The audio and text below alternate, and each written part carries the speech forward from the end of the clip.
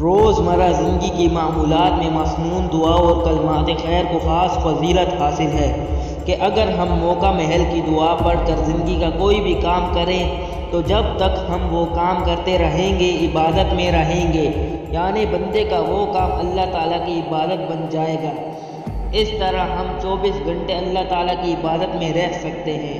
مثلاً سونے سے پہلے کی دعا پڑھ کر سویا جائے تو جب تک سوتے رہیں گے اللہ تعالیٰ کی عبادت ہوتی رہے گی، یعنی سونے کا بھی ثواب ملتا رہے گا۔ سو کر اٹھنے کی دعا پڑھ لی تو جاگنے کا بھی ثواب ملے گا، یعنی جاگنا اللہ تعالیٰ کی عبادت بن جائے گا۔ اسی طرح کسی نے آپ کو پانی پلایا یا آپ کے ساتھ احساس کیا تو اسے جزاک اللہ کہیں، اس کا ثواب دونوں کو ملے گا۔ روزمرہ زندگی کی معمولات میں مسنون دعا اور کلمات خیر مثلاً سبحان اللہ، ماشاء اللہ، جزاک اللہ وغیرہ وغیرہ کا ورد رکھنا دنیا و آخرت کی فلاح پانے کا بہترین ذریعہ ہے۔ اللہ پاک ہمیں اور تمام لوگوں کو اس پر عمل کرنے والا بنا دے، آمین۔